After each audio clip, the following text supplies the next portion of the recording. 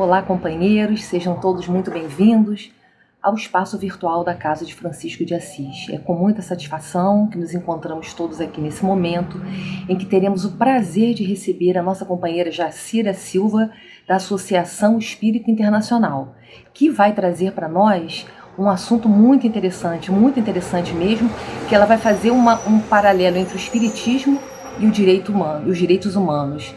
E para nos prepararmos para esse momento de reflexão, de engrandecimento da nossa alma, dos nossos conhecimentos, convido a todos que se recolham comigo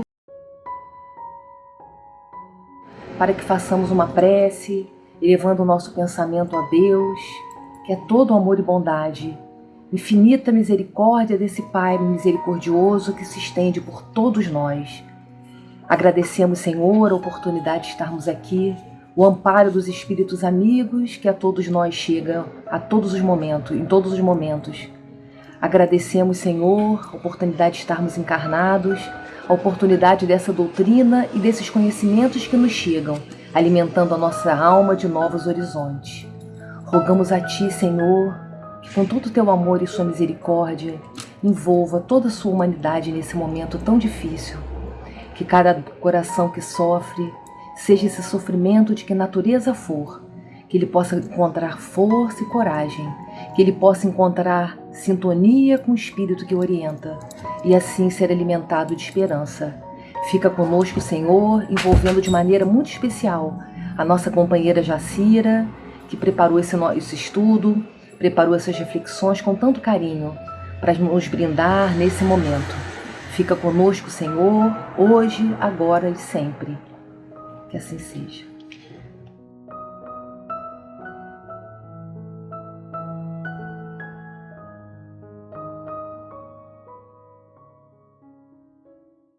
Olá, pessoal. É com grande alegria que nós estamos aqui para conversar um pouquinho sobre Espiritismo. É sempre uma honra essa oportunidade, porque nos interessamos muito pelo debate da filosofia espírita, e sempre que nós recebemos um convite, uma oportunidade, nós procuramos atender, porque nós exercitamos, nós estudamos, e com isso a gente ganha bastante, muito, muito, muito.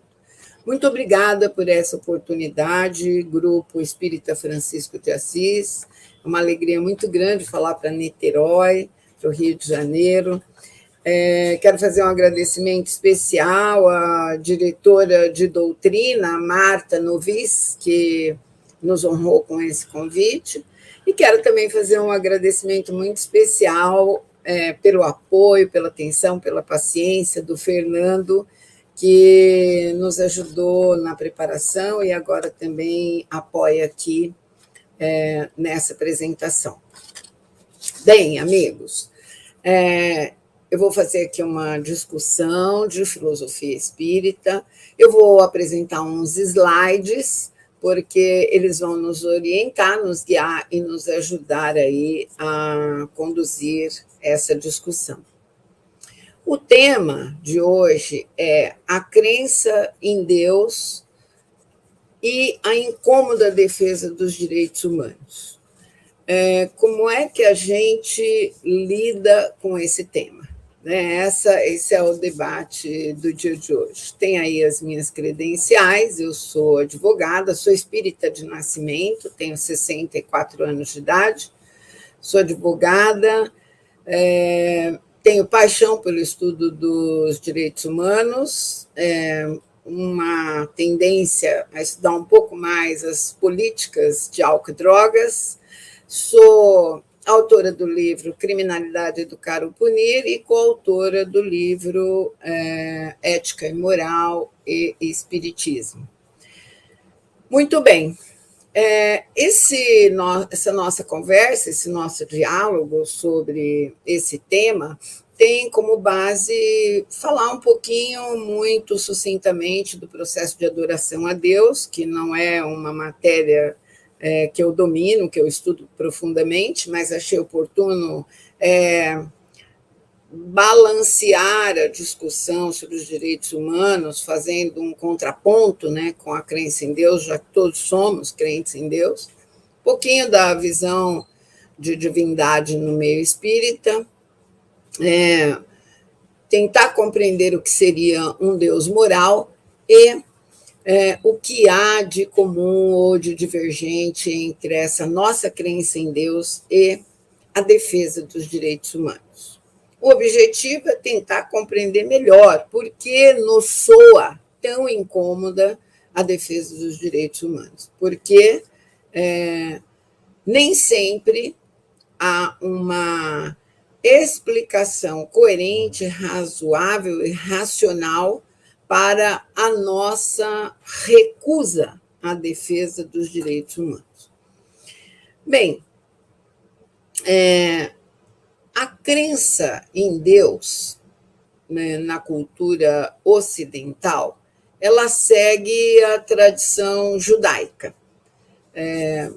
Começou com o culto, a crença a um Deus invisível, Jeová, que se tornou o nosso Deus, o Deus dos cristãos, pela força da tradição judaico-cristã que domina a nossa cultura.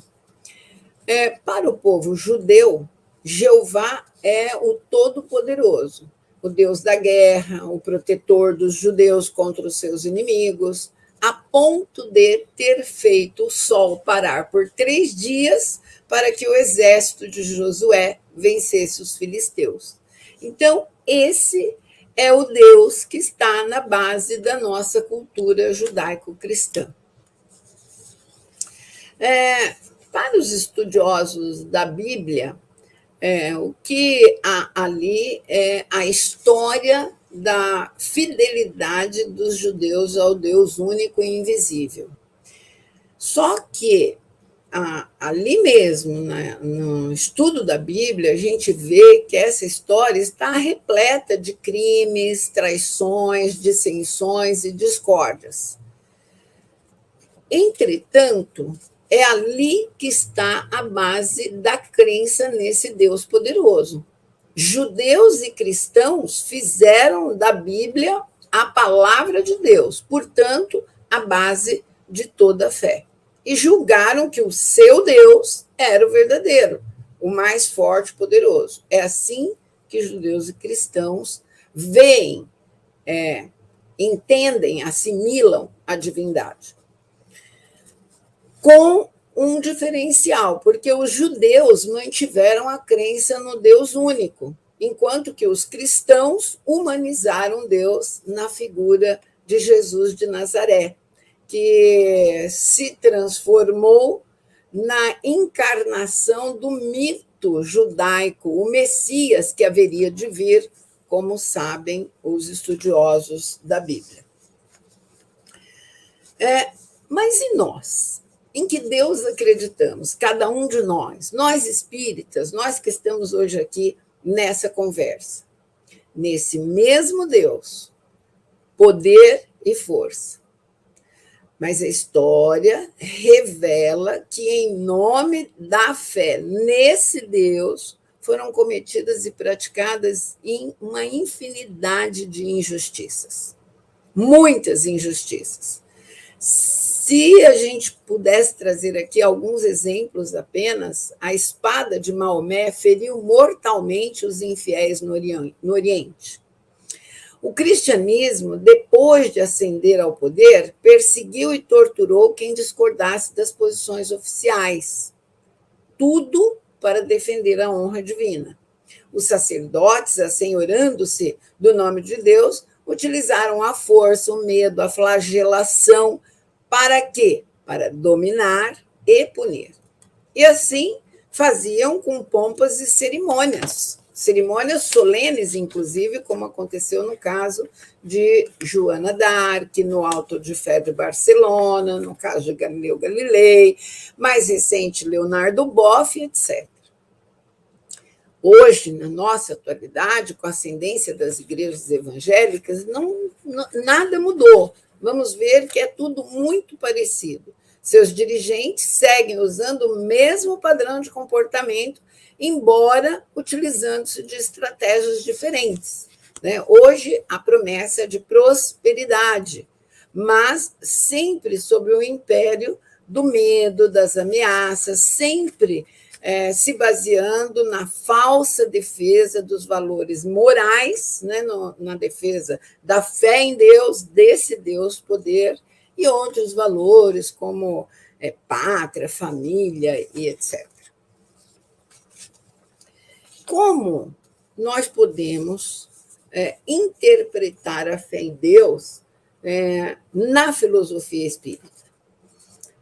O espiritismo está muito alinhado com o Deus histórico cristão. O movimento tradicional espírita sempre esteve na defesa desses valores representados por essa fé nesse Deus judaico-cristão.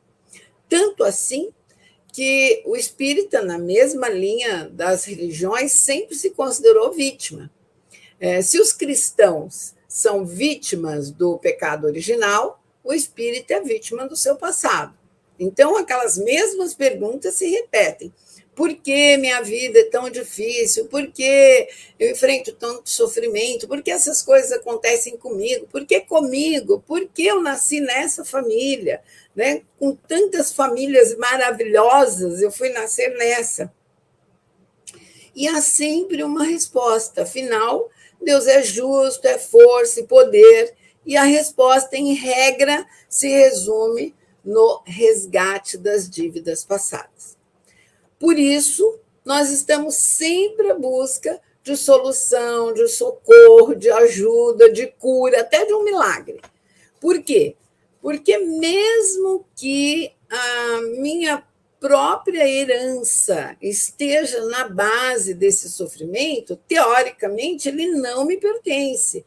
Não tem nada a ver com a minha vida atual. Então, por favor, tirem isso de mim. Né? O que nós mais sonhamos é que desapareçam os nossos problemas. E, para isso, é muito comum, é muito fácil que a gente bata as portas de feiticeiros, curandeiros, sacerdotes, profetas, benzedeiras, médiuns, gurus, etc. A gente quer que tirem de nós as nossas dificuldades, os nossos problemas. Mas o Espiritismo também permite outra leitura da divindade. É possível extrair da filosofia espírita a ideia de um Deus natural, moral, amor. Esse entendimento nos livra, nos tira da condição de criaturas insignificantes e nos coloca numa relação próxima e natural com Deus, de tal modo que desaparece a necessidade dos intermediários. Os padres, pastores, médiuns, gurus, palestrantes que a gente procura para interceder junto a Deus e nos livrar dos nossos sofrimentos, aparecem para nós como totalmente desnecessários. A melhor leitura que eu fiz até hoje sobre Deus está no livro Uma Nova Visão do Homem e do Mundo, de Jaci Regis, um psicólogo paulista que já faleceu, inclusive, deixou belíssimas obras espíritas. Ele diz que a aceitação de um Deus moral é mais difícil do que a de um Deus mecanicista, construtor, criador, mais amoral, como um motor central agitando o universo. Por isso, ao longo dos séculos, nós aceitamos tranquilamente as barbaridades cometidas em nome de Deus, porque não tem racionalidade, né? Não exige um Deus que faça sentido. E o que seria esse Deus moral? Nesse livro de Jaci Regis, a gente entende que um Deus moral representa a justiça, a sabedoria, os sentimentos, o caminho evolutivo, o que implica em dar um significado efetivo para a nossa vida. Se nós interpretarmos Deus como sinônimo de sabedoria, de justiça, de amor, de sentimento, de possibilidade de evolução, fará todo sentido a afirmação de José Regis de que a presença de Deus é fundamental. Como viver sem amor, sem justiça, sem sabedoria? É aí que a gente percebe quanto é fundamental a presença de Deus em nossas vidas. Mas essa percepção de Deus se mostra totalmente incompatível com a crença em condenações, em destruições, em anátemas e também em privilégios. Por isso, essa crença é mais difícil, porque, afinal, todos gostamos de privilégios e somos experts em condenações, em desejar condenações, né? Então, mudar essa visão implica em ver nas leis da natureza esse amor, essa presença, em nos vermos também nas leis da natureza, mas como protagonistas da nossa história, do nosso destino e também protagonistas do que acontece na nossa sociedade. Isso certamente traz consequências. A principal delas é interpretar as nossas dores, sejam individuais, sejam coletivas, como verdadeiras oportunidades para nós construirmos as melhorias que desejamos. E aí, quando nós conseguimos fazer essa comparação entre o Deus, poder, força, que lá das alturas condena, determina, perdoa, alivia, privilegia, com um Deus moral, que é amor, que é justiça, que é serenidade, nós começamos a compreender por que as pessoas religiosas, cristãs, espíritas e de outros segmentos não aceitam, às vezes, nem ouvir falar em direitos humanos. É que essa fé em Deus, praticada ao longo dos séculos pelas religiões, não tem nada a ver com o outro. Está centrada em nós mesmos e na certeza de um céu ou paraíso, seja lá como chamemos, para nós e exclusivamente para nós. Então, o que significa crer em um Deus moral? A crença em um Deus moral tem a ver, nada tem a ver com cerimônias, rituais, igrejas e orações. Por isso que quando nós pensamos nessa situação paradoxal de uma pessoa que se revela tão crente, tão, aspas, ligada a Deus, não aceitar a defesa dos direitos humanos, a gente entende, porque a crença à qual nós somos acostumados não envolve o outro, não implica no cuidado com o outro. E a crença em um Deus moral não tem nada a ver com todos aqueles hábitos praticados pela crença no Deus poder força, que são os rituais, as igrejas, as orações. É por isso que às vezes a gente diz que o mundo reza demais e trabalha de menos, porque na ação é que está a força realizadora. E os rituais estão relacionados com essa crença irracional, uma fé cega. Essa capacidade de enxergar um Deus moral pode decorrer de contínua e consistente reavaliação do pensamento sobre o objetivo da vida. Nós precisamos compreender por que estamos aqui, para que estamos aqui. Porque essa reavaliação do pensamento sobre o objetivo da vida, nos leva a pensar o seguinte: se entendermos que o objetivo da vida é sofrer, nós precisaremos de um Deus que castiga. Entenderemos os nossos sofrimentos, as nossas dores, os nossos problemas, como castigos divinos. E notem que isso tem uma consequência, porque eu não tenho nada a ver com isso, eu estou sofrendo um castigo. Isso não me leva a refletir sobre o que eu estou fazendo, por que eu efetivamente estou sofrendo. Pode ser simplesmente um pagamento de dívidas passadas, não tem nada a ver com o meu presente. Mas a presença de Deus pode ser vista na oportunidade. Quando é que eu posso ver a presença de Deus? Como é que eu posso sentir, perceber Deus? Num gesto de uma pessoa amiga, num gesto acolhedor, num gesto caridoso, no trabalho do cientista, no trabalho do ambientalista. É no amor, é na solidariedade que a gente consegue enxergar o Deus moral. Mas a gente quer ver aquele Deus poder sentado numa cadeirona, dizendo esse passa, esse não passa, esse está livre, esse está punido, etc. Isso faz parte da nossa cultura judaico-cristã.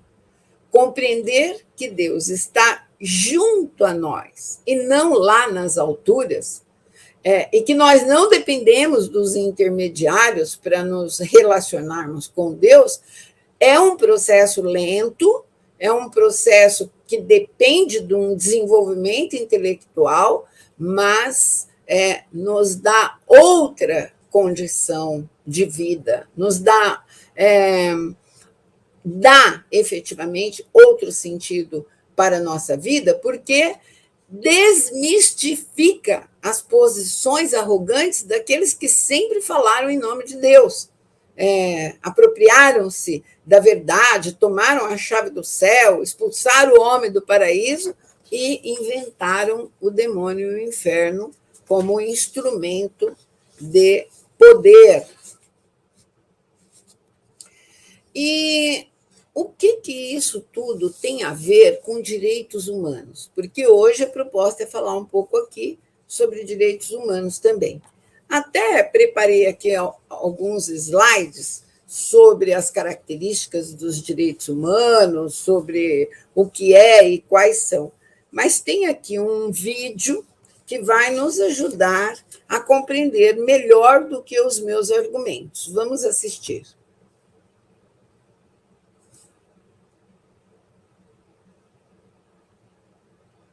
Vamos tentar assistir, vamos torcer para dar certo aqui. Espero que entre, a internet às vezes não ajuda muito, né? Você já pensou sobre o que todas essas pessoas têm em comum? Homens e mulheres, crianças e idosos, homossexuais e heterossexuais, índios e negros, orientais e brancos, pedestres e ciclistas, jogadores de futebol e advogados. Sim, nós temos muitas diferenças, mas também temos todos algo em comum. Somos todos seres humanos. E apesar de diferentes, somos todos livres e iguais, sem distinção de sexo, cor, raça, religião, orientação sexual e opinião política. Por isso, devemos ser respeitados e protegidos. Afinal, todos nós temos direitos. Mas nem sempre foi assim. Nossos direitos foram conquistados com muitas lutas. Lutas que atravessaram gerações. Muitos homens e mulheres contribuíram para as conquistas e os direitos que temos atualmente. E hoje, eles estão inscritos e registrados na Declaração Universal dos Direitos Humanos. Os direitos humanos são universais. Isso quer dizer que valem para todos e todas. São também indivisíveis, porque temos o direito a todos os direitos. E também são interdependentes, ou seja, um direito não existe sem o outro. Temos direito à vida digna, a liberdade, a segurança. Temos o direito de nos expressarmos. Temos o direito de não sermos presos sem motivos e de termos um julgamento justo. Temos o direito de ir e vir. Temos direito à educação, à saúde, ao trabalho decente. Temos direito de escolher que religião seguir. Muitos desses direitos ainda não são assegurados hoje em dia. E muitas pessoas não têm conhecimento sobre eles, não têm acesso e não os questionam. Nossos direitos podem parecer apenas palavras no documento, mas são muito mais do que isso. São esses direitos que possibilitam que você exerça seu poder de expressão e de decisão. Os seus direitos têm sido respeitados? Há quem tente tirar os direitos dos outros por meio da violência, da opressão, do constrangimento e da humilhação. E os direitos que são violados no presente comprometem o futuro de um país, de seus cidadãos e cidadãs. Por isso, fique ligado, denuncie, cobre. E, claro, sempre respeite os direitos das demais pessoas. Garantir que os direitos humanos sejam efetivos e respeitados é responsabilidade de todos nós. Vamos juntos fazer disso uma realidade?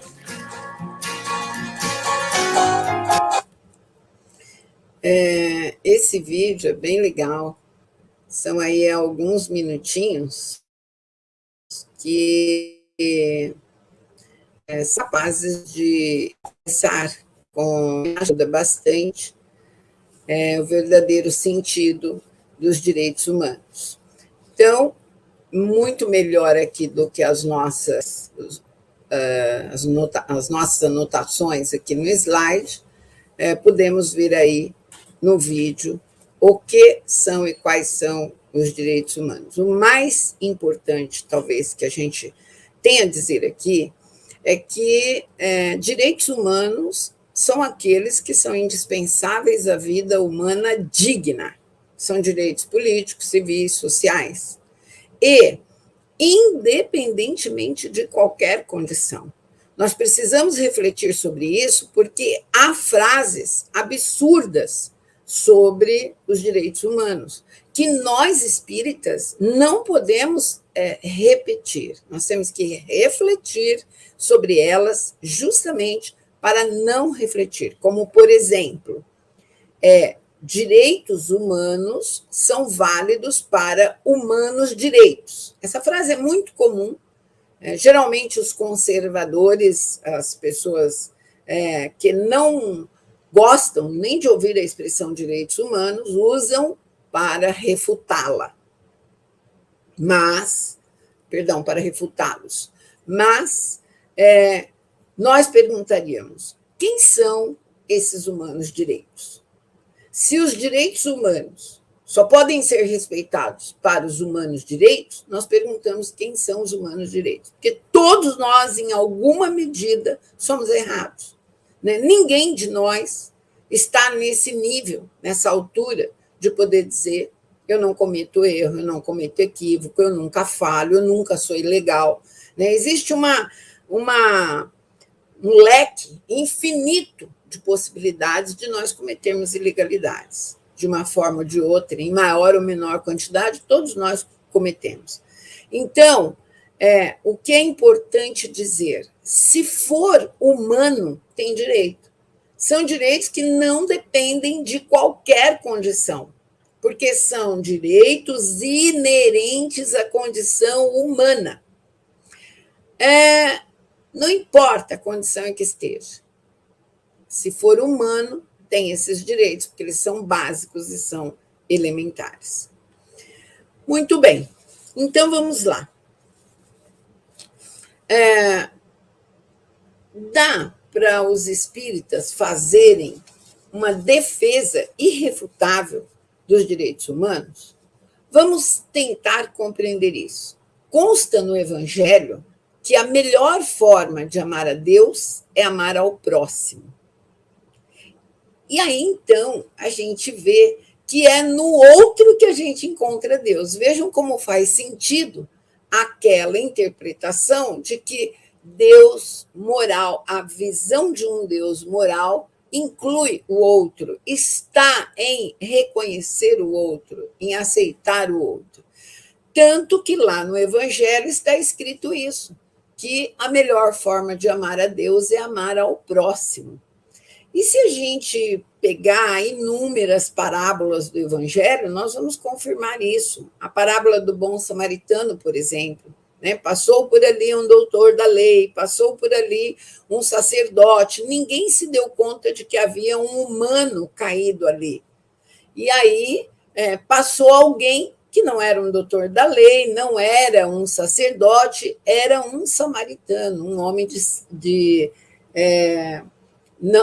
nenhuma estatura política ou governamental ou de um papel social importante, que se compadeceu daquele enfermo e tratou dele. E aí o Evangelho mostra nessa parábola que Jesus pergunta: quem foi o próximo daquela pessoa?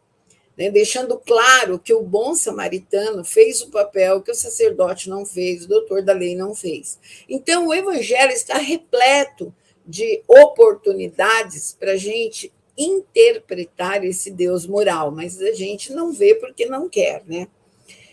E também porque essa visão nos coloca numa condição de responsabilidade. Né? Nós nos tornamos, como disse, protagonistas da nossa história, da nossa vida e da vida da nossa sociedade. Ao invés de pedirmos milagres a Deus, por favor, Deus, desapareça com esse problema, nós já sabemos que isso não vai acontecer, porque não existe esse Deus poder, força, que fica fazendo favores. Não fica condenando, mas também não fica privilegiando, né? Concedendo favores especiais.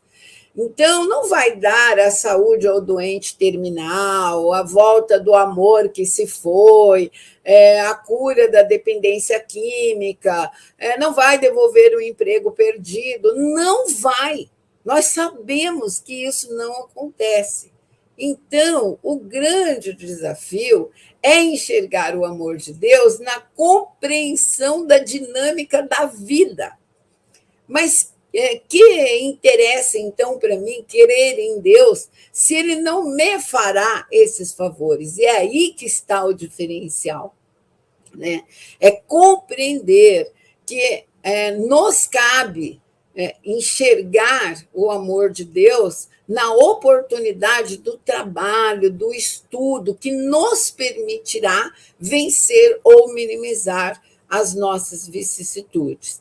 Enfim, a aproximação com um Deus moral acontece na compreensão de que os nossos problemas são nossos desafios, que nós fomos dotados pela natureza, por Deus, pela lei criadora, de uma potência capaz de resolver essas dificuldades. E elas aparecem para nós em forma de dificuldade, que são, na verdade, oportunidade e também não só de vencê-las, mas de transformar o que nos faz sofrer em um modo de viver feliz, né?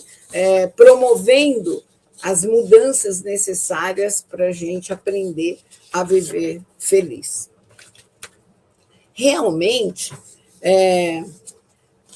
faz grande diferença na nossa vida a postura de adotar uma fé cega, porque a gente repete como macaco de auditório aquilo que nos dizem que é o certo, a gente não precisa pensar, a gente não precisa fazer esforço nenhum, mas buscar um Deus amor, um Deus moral, um Deus presente na nossa vida, junto a nós e não lá nas alturas, muito distante de nós, nos colocando como seres ínfimos, é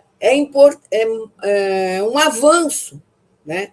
E a gente encontra justificativa para isso nos livros espíritas, na filosofia espírita, nos mesmos livros que aqueles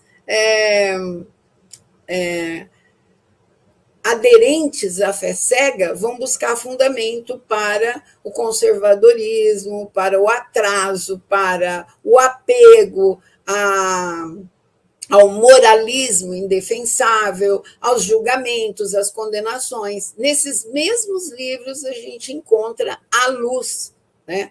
Então vamos ver, a filosofia espírita está basicamente centrada no Livro dos Espíritos. O próprio Kardec diz lá em O Livro que é o Espiritismo, que ele sugere, né, uma sequência de leituras. Perguntam para ele qual seria a ordem dos livros que deveriam ser estudados. Ele coloca em primeiríssimo lugar o que é o Espiritismo. Eu acho lindo esse trecho do livro que é o Espiritismo, porque o próprio fundador do Espiritismo está dizendo: você quer conhecer o Espiritismo? Então leia primeiro um livro de minha autoria, denominado O que é o Espiritismo, que tem um monte de gente espírita que nem sabe da existência dele. E aí o Kardec diz, em segundo lugar, o Livro dos Espíritos, depois o Livro dos Médiuns e depois qualquer outro. Disso a gente extrai que a base da filosofia espírita está no que é o Espiritismo, no Livro dos Espíritos e no Livro dos Médiuns. E lá no Livro dos Espíritos, pergunta 654, a gente pode ler e interpretar que a melhor forma de adorar a Deus é fazer o bem e evitar o mal. Se nós pensarmos no que significa isso, né, é de uma abrangência muito grande. A gente pode extrair daí que não há receita possível de adoração a Deus incompatível com a defesa dos direitos humanos. Porque para adorar a Deus eu tenho que praticar o bem e evitar o mal. Como isso poderia ser possível ignorando a defesa dos direitos humanos? Então, trabalhar no bem, servir, construir um mundo menos desigual, um mundo mais pacífico, um mundo mais alegre, solidário, feliz, são as únicas formas possíveis de adoração a Deus. Mas não é construir esse mundo de felicidade para nós, porque isso a gente vem tentando há séculos. É um mundo de felicidade que considera o outro, que coloca o outro à nossa frente. Então, por aí, nós conseguiríamos interpretar um Deus moral junto com a defesa dos direitos humanos, pautando as nossas ações na defesa dos direitos humanos, o que deixa muito claro que não dá para compreender como alguém pode dizer que é um seguidor de Deus, é uma pessoa que tem fé, é um crente, digamos assim, mas abomina a defesa dos direitos humanos. Então, quando Jesus de Nazaré determinou que atirasse a primeira pedra aquele que estivesse sem pecado, ele estava dizendo que nós temos que nos solidarizar com a dor do outro. Nós temos que reconhecer o outro como um ser que acerta e erra, como nós, né? Só que nós gostamos mesmo de condenar os outros pelos seus erros e contemplar eventuais boas atitudes nossas, apagando totalmente o bem que o outro faz e o mal que está em nós. Então, nessas atitudes, a gente não considera o outro. E aí, então, dá para adorar a Deus sem falar em defesa de direitos humanos, porque o outro não está presente, não importa. Bem, na nossa leitura, o Espiritismo propõe uma reavaliação na adoração a Deus. Quis fazer esse recorte da impossibilidade de adorar a Deus sem defender os direitos humanos, para chegar no ponto de dizer: nós precisamos reavaliar a adoração a Deus, a forma que nós utilizamos, a crença que nós temos, a visão que nós temos. Não deveria mais existir espaço entre nós, na nossa sociedade, para essa fé cega que as religiões sempre preconizaram, que ignora o outro. Porque não há felicidade quando há sofrimento. Não importa se esse sofrimento seja do outro. Se houver sofrimento para um, o outro sofre também. É a lei de que nós somos sujeitos ativos e passivos na humanidade. Então, ao invés de nós sermos aqueles religiosos que defendem a moral, os direitos tradicionais, tudo na hipocrisia, porque os nossos atos não conferem com nada disso, nós podemos fazer um exercício de adotar uma religiosidade autêntica, que se expressa na reconciliação do ser humano consigo mesmo. Isso significa o quê? Entender que nós somos seres em evolução e não seres perfeitos. Esse crente, na forma tradicional, que adora esse Deus poderoso, ele também precisa ser perfeito. E aí, então, aparece a hipocrisia religiosa. Mas nós não precisamos ser perfeitos, porque não somos. A verdade é que não somos. Nós somos seres em evolução. Já caminhamos, já aprendemos bastante coisa, mas somos ainda ciumentos, invejosos, orgulhosos, interesseiros. Nós somos interesseiros. Vai dizer que não somos? Então, mas nós podemos reconhecer que não somos perfeitos, nos reconciliarmos conosco mesmo, nos colocarmos no nosso lugar e, a partir daí, andar junto com os nossos semelhantes. Quando eu reconheço que eu erro, eu perdoo o erro do outro, porque eu também preciso do perdão e da compreensão do outro. Mas se eu estou acima do outro, eu posso condenar. Então, os religiosos, os conservadores na fé cega, em regra, se colocam acima do outro. É o outro que é um profano, é o outro que é um mundano. Isso é muito próprio daquele sujeito que é ainda do mundo, como se nós não fôssemos do mundo. Nós somos todos do mundo, nós estamos no mundo, e esse mundo depende de nós para a gente ter uma vida um pouco melhor.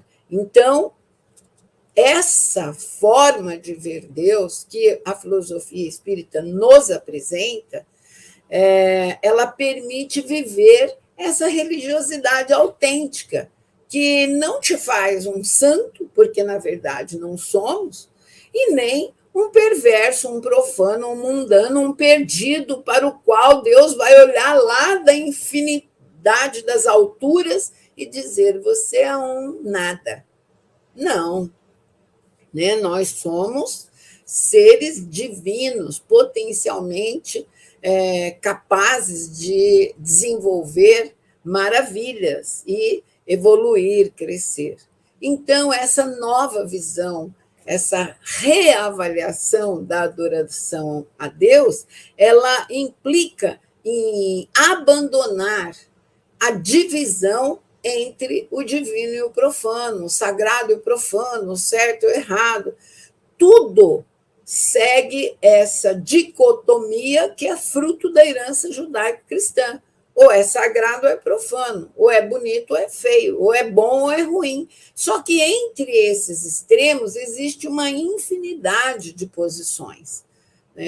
Então, nós acreditamos que a filosofia espírita dá essa excelente contribuição, permitindo que a gente tenha uma nova visão de Deus, do homem, do mundo, que nos permite agir em companhia do outro, que nos deixa confortáveis se nós temos que socorrer o nosso semelhante, porque isso dá muito mais resultado do que ficar rezando. Muitas vezes eu vejo, olha, pessoal, hoje, às 18 horas, nós vamos reunir o mundo inteiro para rezar porque tem muita fome na humanidade.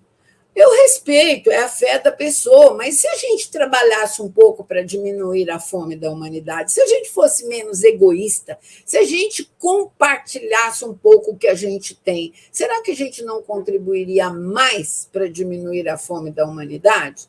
Então, essa fé tradicional nos coloca nessa situação confortável. O que acontece de ruim é castigo de Deus, o que acontece de bom também é Deus que dá, é Deus que concede. Olha, graças a Deus eu passei num concurso. Não, graças ao seu esforço, ao seu trabalho, à sua luta.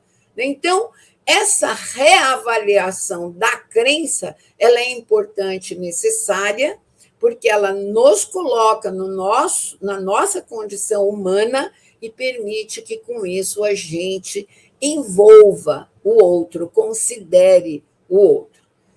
Crer em Deus, nessa nova perspectiva, digamos assim, é crer no humano. E com essas palavras, então, eu encerro aqui a minha contribuição, desejando que tenha realmente sugerido algumas ideias, sugerido alguma reflexão, e que tenha sido útil para alguém. Muitíssimo obrigado mais uma vez por essa excelente oportunidade de falar sobre Espiritismo. Querido Mestre Jesus, Deus nosso Pai, agradecidos estamos por mais essas lições trazidas na palestra de hoje. Queremos agradecer por todas as bênçãos que recebemos através da Casa Espírita que nos acolhe tão fraternalmente. Agradecemos, Mestre querido, pela doutrina espírita em nossas vidas e vos rogamos que interceda por nós, pela humanidade que tanto necessita do seu amparo e do seu amor. Permanece em nossos corações, nos abençoando, nos amparando e nos aconselhando, hoje e sempre. Que assim possa ser.